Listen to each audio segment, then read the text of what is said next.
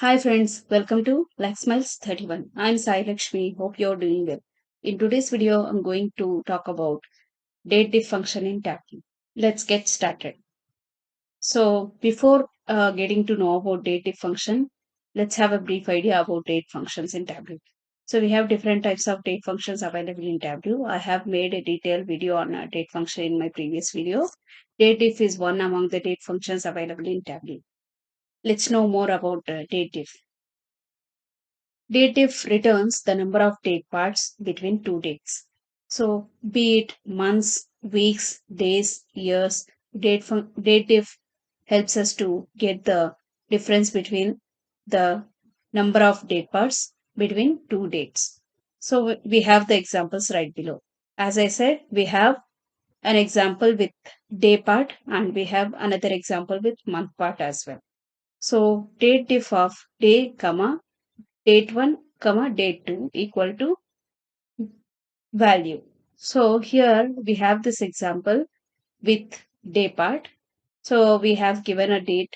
So in Tableau we specify the dates in between hash and one date is passed between hashes and another date is also passed between hashes. So this is how we pass manual values in Tableau. And another example is date diff of month, comma, date join band, comma, date left band. So this is a column name. So this is how you pass dynamic values in Tableau within date diff function. So date join band, date left band is nothing but the column names. So let me open Tableau desktop and show you how to use DATEDIFF function in Tableau. So I have opened Tableau desktop and I have taken sample superstore data. So before using DATEDIFF function, let me take two date fields first and explain you when to use DATEDIFF function exactly. So first of all, since I have taken sample superstore data, I have order date readily available within my data set and I have ship date available in my data set. So I am right clicking on the order date field and changing it to exact date, and the same way I'm doing the same for ship date as well. So as soon as I convert it to exact date, it will become a continuous measure. So I am converting it to discrete.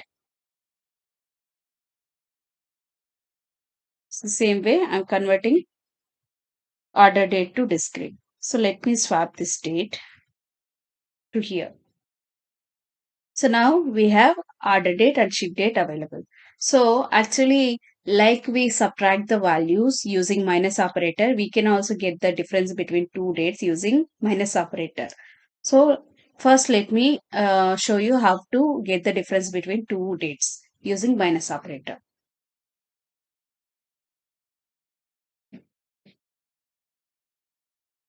Order date minus ship date. I am renaming the calculation as minus. I'm clicking on OK.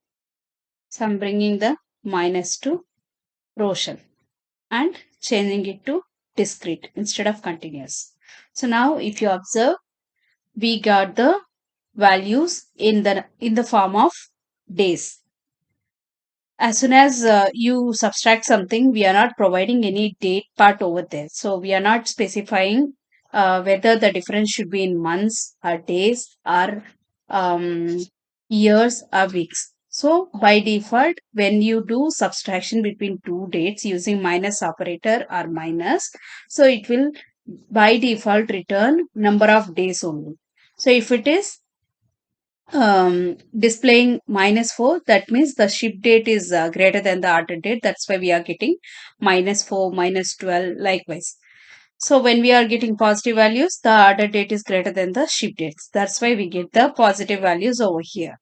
So this is how we can understand minus. Now let's understand how to use dative, because we are because we are getting the difference in days only. We are trying to use dative, because using dative function we will be able to specify the difference between months, weeks, days, years, etc. So let me write a calculation and explain you. I have written DATEDIFF function.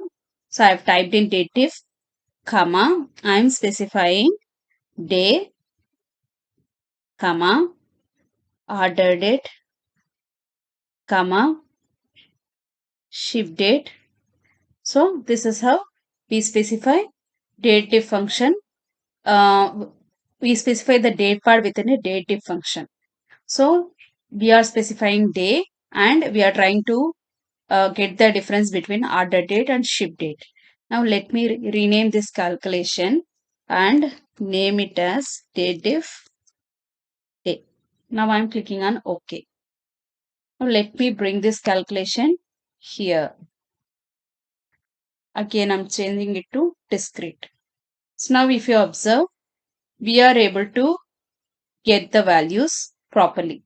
So earlier we were getting negative values, right? So we didn't specify how to do the subtraction or how to get the difference. So it has wrapped up everything in days. Days can't be negative. That's why it has given everything in positive values.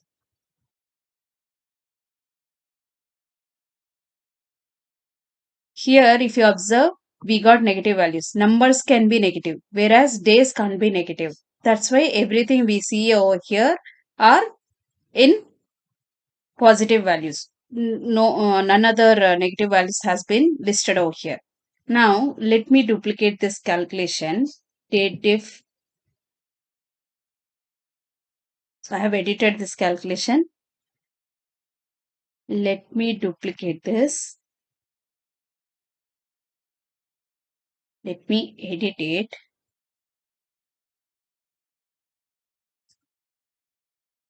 And change it to month.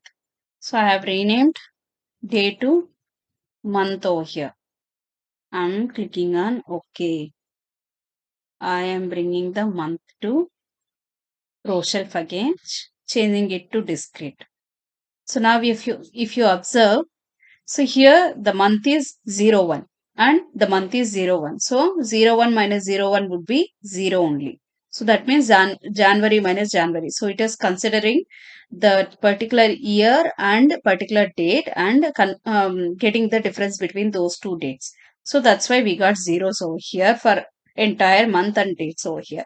So if you observe this particular value, 27/1/2014, 02/02 2014, we have 3 months of difference observed over here. That's why we got 3. So if you observe, these two numbers are matching because it is by default taking the difference as days.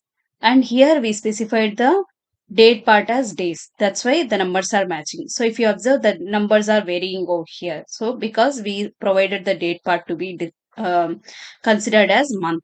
So let me duplicate the same calculation and do it for weeks. So instead of month, I am providing week and renaming the calculation as week. I am clicking on OK. The same way, let me duplicate the week, calculation and do it for year as well. Year. And please remember that these values are case sensitive. If you provide uppercase, it won't work. Now let me bring week and year.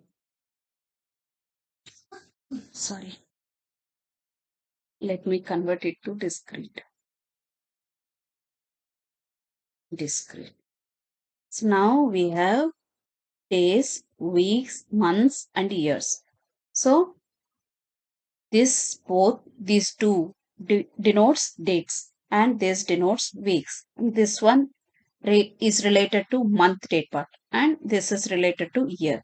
You simply do the subtraction between 2 days. By default, it will consider the days alone and you won't be able to specify the time frame between the dates you are trying to subtract. The date parts you won't be able to specify using minus operator. That's why we use DATEDIFF function to specify different time intervals and get the difference between the two dates. Hope the video is helpful to you guys. Thank you guys. Thanks for landing at my channel Laxmills31. If you like my video or like my content, please like, share and let me know in the comments what could have been better. And if you have any questions for me, do let me know in the comment section. Don't forget to subscribe and hit the bell icon. Have a nice day. Bye bye.